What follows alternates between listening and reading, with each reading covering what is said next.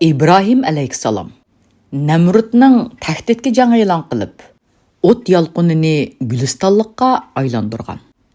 İbrahim aleyhissalom Babilning sharqida Dijla va Pirat daryosi orasidagi yerda dunyoga kelgan.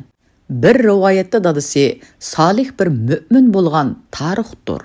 Tarixning vafotidan keyin İbrahim aleyhissalomning onasi Tarixning qarindishi bo'lgan Azar bilan uylangan. Bu sababdan butparast bo'lgan Azar uning o'gay dadisidir. Boshqa bir rivoyatda Tarix İbrahim aleyhissalomning dadisining burunqi ismidir. Butparast bo'lgandan keyin ismi Azar bo'lgan. İmam Suyuti rahmetullah alayh ibn Abbasdan kelgan bir rivoyatda asosan Azarning İbrahim aleyhissalomning dadisi emas, tog'isi ekanligini aytadi. İbrahim aleyhissalom Keldani qavmiga avatilgan. Payg'ambar aleyhissalomdan keyin insonlarning eng fazilatligidir. Alloh taolo uni Halilim, ya'ni do'stim deb xitob qilgan. Bu sababdan Halilur Rahmon deb zikr qilinadi. İbrahim aleyhissalomga 10 suhuf, ya'ni varaq deb atalgan kitob nozil qilingan. Bu zar raziyallohu anhuning payg'ambar alayhissalomdan rivoyat qilishicha, bu suhuflar nasihat va ibratlik tövandagi so'zlarni o'z ichiga oladi. Saltanat berilgan, imtihon qilingan va aldangan podshoh. Men seni dunyo yig'sin deb avatmadim. Mazlumning duosini mendan qaytursin. Mazlumni menga yolvurishga majbur qoldirmasin deb avatdim. Chunki men mazlumning duosini kofir bo'lsa-mu rad qilmayman. Aql egalarining ma'lum vaqtlari bo'lishi kerak.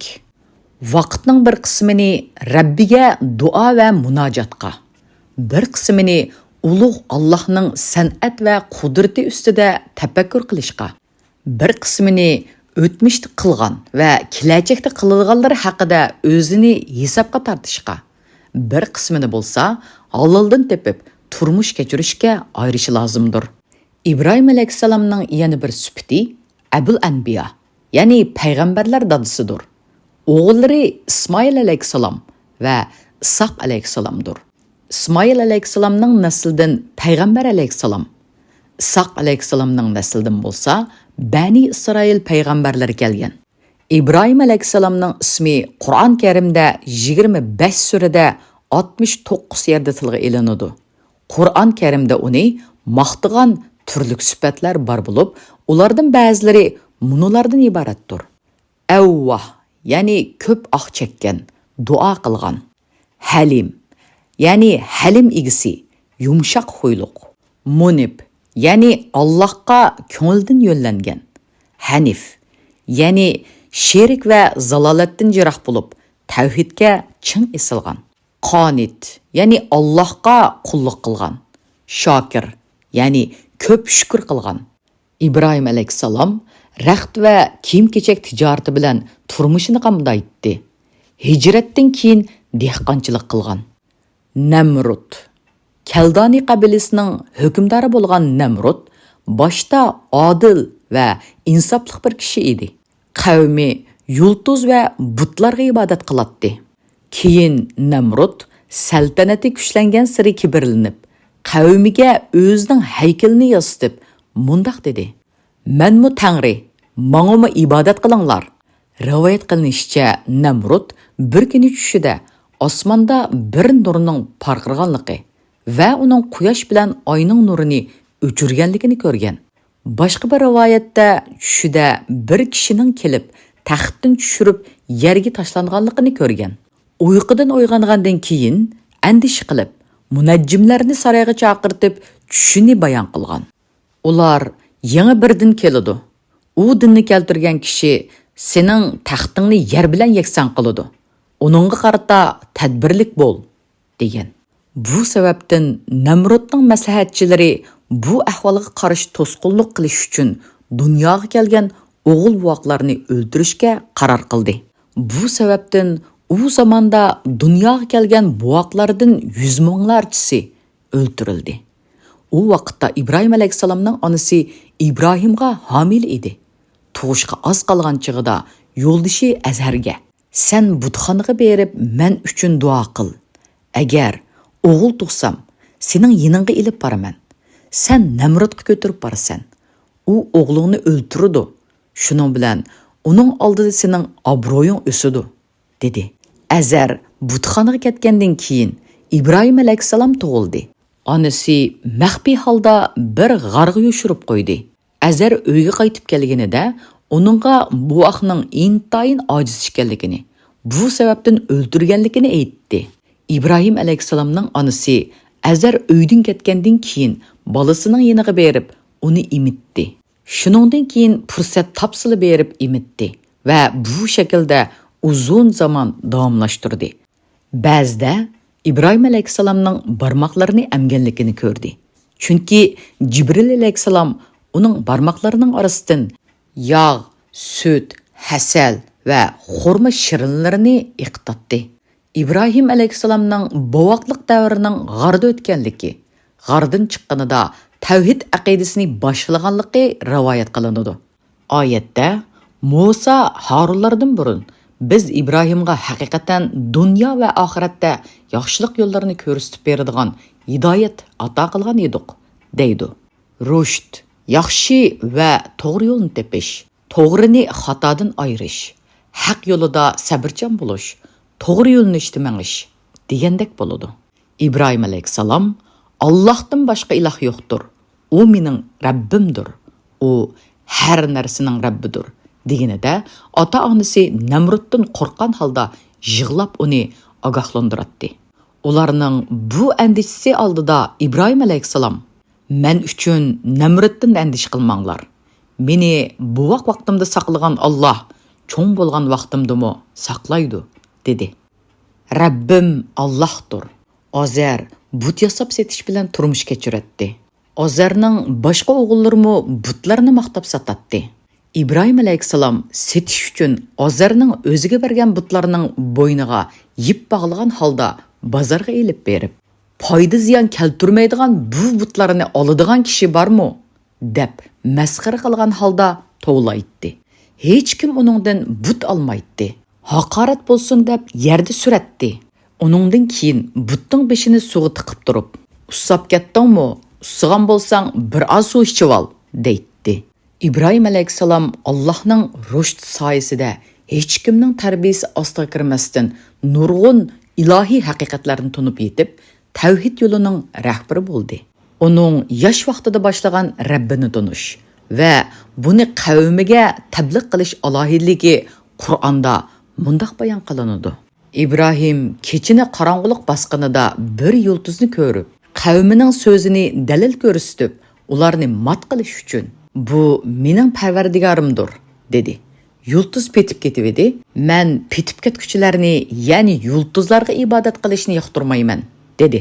U oyning tuqqanligini ko'rib, yuqorqi usul bo'yicha "Bu mening parvardigorimdir", dedi. Oy petib ketib edi.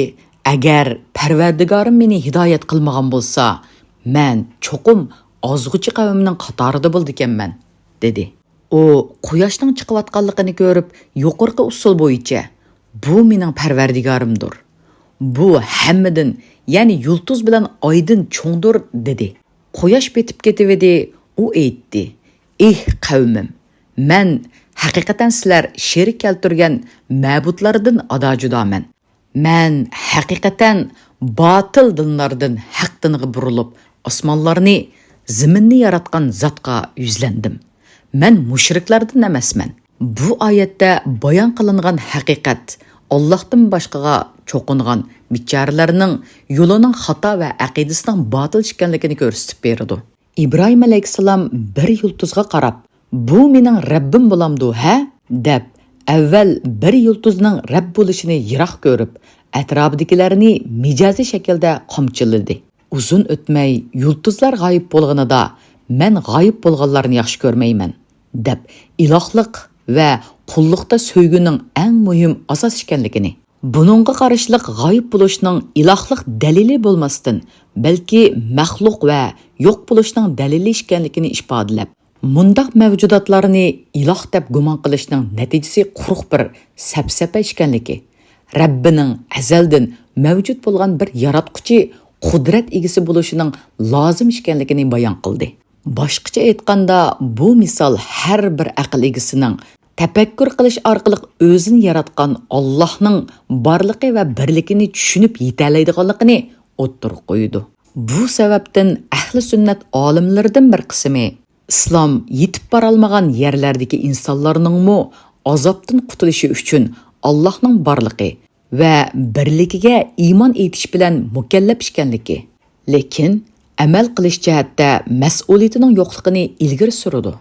Tavhidga da'vat, ilohiy haqiqatlarni idrok qilish orqali Rabbining borligini tushunib yetgan va o'ziga ilohiy tarafdan hech kimga berilmagan bir ilm ato qilgan İbrahim alayhissalom da'vatni dadisi Azhardan boshladi. Uningga yumshoq uslub bilan mundaq dedi. O'z vaqtida İbrahim otasiga aytdi: ota, nimishqa anglamaydigan, ko'rmaydigan va sana hech narsaga asqatmaydigan narsalarga cho'qindigansan. Ota, menga sen bilmaydigan ilmlar nozil bo'ldi. Menga agashgin, seni to'g'ri yo'lga boshlayman. Ota, shaytonga cho'qinmagin. Shayton marhamatlik Allohga haqiqatan osiylik qildi. Ota, sening marhamatlik Allohning azobiga qilishingdan, shaytonning hamroyiga aylanib qilishingdan qo'rqaman. Azar ochiqlangan holda ya'ni Azar aytdi: İbrahim, sen mening ilohlarimdan yuz o'rmoqchimisan? Agar sen mundaq qilishdan yanmasang, cho'qim seni tosh kesak qilib o'ldiraman. Yiroq zaman mendan yiroq turg'in. İbrahim alayhissalom Azarga yana yumshoq bir uslub bilan javob berdi. İbrahim aytdi: Sana amonlik bo'lsin. Parvardigorimdan sana mag'firat tilayman. Alloh menga haqiqatan mehribondir. İbrahim alayhissalom dadasining kechirim qilinishi uchun duo qildi.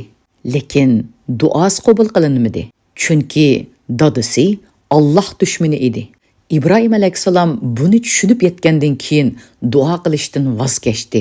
Chunki kofirlarning mag'firat qilinishi uchun emas, balki hidoyati uchun duo qilinadi. Qur'on Karim bu haqda mundaq deydi: Payg'ambarga va mu'minlarga mushriklarning ahli do'zax ekanligi aniq ma'lum bo'lgandan keyin mushriklar ularning tuqqini bo'lgan taqdirdimi ularga mag'firat talab qilishi durust emas. İbrahimning otasiga mag'firat talab qilishi uningga ilgari qilgan va'dasini o'rindash uchun edi.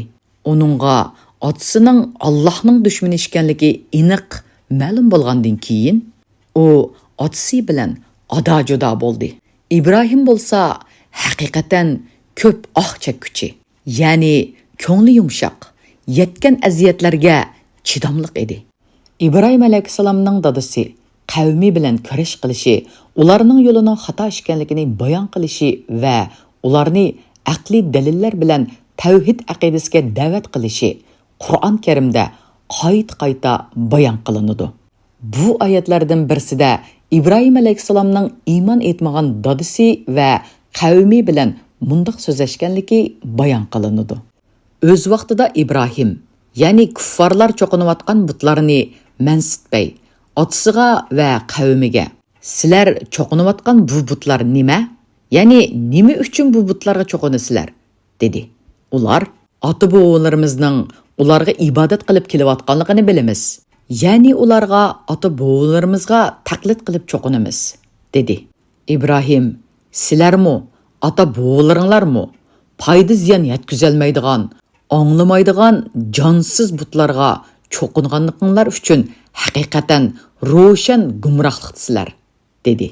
Ular: "Sen rost deyapsan yoki chaqchaq qilyapsan?" dedi. İbrahim aytdi: "Undaq emas. Sizlarning ibodat qilishinglarga loyiq Parvardigoringlar osmonlarning va zaminning Parvardigoridir. Ularni u yaratgan. Menmi uningga qat'iy dalillar bilan guvohlik qilguvchilardanman." İbrahim alayhissalomning butlarni chiqishi. Kaldoni qabilasi har yilda bir qatim yig'ilib bayram qilatdi. Azar İbrahim alayhissalomga: "Senmi bayram qilish uchun biz bilan birga kel", dedi. İbrahim alayhissalom yarim yilda kasalligini bano qilib, qaytib kelib butxonaga bordi. Butxona ko'mish, mis, yog'ochdan yasalgan butlar bilan to'lgan edi. Butlarning oldida barakatlik bo'lish uchun tamoqlarmi qo'yilgan edi. Eng cho'ng bir but bo'lsa, oltindan yasalgan bir taxt ustida o'ltirg'izilgan edi. Bu butqa oltindan hal berilgan kiyimlar va beshiga toj kiydirilgan edi. İbrahim alayhissalom eng cho'ng butdan boshqa butlarning hammasini palti bilan chiqib tashlagandan keyin paltini cho'ng butning bo'yniga isib qo'ydi. Oqshom bo'lganida Kaldani qavmi bayram yeridan butxonaga qaytganida u yerdagi manzilni ko'rib hayronligidan hang-tang holda buni kimning qilganligini surishtirishga boshlab, buni İbrahimdan boshqasi qilmaydi, dedi. Ondan İbrahim alayhissalomni tepib so'radi. Bu ishni sen qildingmi? İbrahim alayhissalom mundaq javob berdi. Cho'ng but o'zidan boshqaga ibodat qilishni xohlamaydi. Bu sababdan boshqalarga ochig'i bor edi. Oxirida hammasini palti bilan parchalab, paltini bo'yniga osgan bo'lishi mumkin. Xohlsanglar o'zidan so'rab beqinglar. Ahvolni sizlarga bayon qilsin. Butparast xalq butlar so'zlay olmaydi, dedi. Buning ustiga İbrahim alayhissalom ularga: "Bu holda sizlar bilan so'zlasholmagan shu bicharalar sizlarni qandoqmi saqlay olsin? Texicha aqlinglarni ishlatmamsizlar? O'ylab ko'ringlar", dedi. Bu vaqa Qur'on Karimda mundaq bayon qilinadi. İbrahim asta ularning butlarining yeniga berib, masxar qilish yusidan bu tamoqdan yemamsizlar, nimishqa gap qilmaysizlar, dedi. Ondan ularga yuzlanib, o'ng qo'li bilan urib pachaqlashga kirishdi. İbrahim butlarni chiqib, parcha-parcha qilyapti. Ularning qaytib kelib, butlarni kimning chaqqanligini so'rishi uchun faqat cho'ng butni chaqmay qoldirdi. Ular bayramdan qaytib kelib, butlarning chiqib etilganligini ko'rib, butlarimizni munda qilgan kim? U haqiqatan zolim ekan, dedi. Ularning ba'zisi İbrahim otliq bir yigitning ularni ayblaganligini anglagan edik. Ya'ni shu qilgan bo'lishi mumkin, dedi. Ular, ya'ni Namrud va uning qavmining cho'nglari İbrahimni kishilarning oldiga elib kelinglar. İbrahimning butlarni ayblaganiga ular guvohlik bersin, dedi. Ular: İbrahim, butlarimizni mushundaq qilgansanmi?" dedi. İbrahim: "Yo'q, balki ularning muni cho'ngi shundaq qildi. Agar ular so'zlay olsa, kimning chaqqanligini ularning o'zlaridan so'rab beqinglar", dedi. Ular bir-birini ayblab, "Sizlar butlarga cho'qinishda haqiqatan zolimsizlar", dedi. Ondan ular xijolatchiligidan boshlarini tuvan silib, ularning gap qilolmaydiganligini "Sen obdan bilsan-ku", dedi. İbrahim aytdi: "Sizlar Allohni qo'yib, sizlarga hech foyda ziyon yetkazolmaydigan narsalarga cho'qinamsizlar? Sizlarga va Allohni qo'yib, sizlar cho'qinayotgan butlarga tüfi. Sizlar tushunmamsizlar." Butparast xalq İbrahim alayhissalomning bu so'zidan butlarni uning chaqqanligini bildi. Badibaxt butparastlar bu ahvolni qabul qilolmadi va tosh parchalarining ojizligini ko'rib, haqqa qaytishning o'rniga İbrahim alayhissalomni qattiq azob bilan jazolashga hukm qildi. Ular aytdi: "İbrahimni ko'ydiringlar, ilohlaringlarga yordam qilinglar. Agar ularga haqiqiy yordam bermoqchi bo'lsanglar."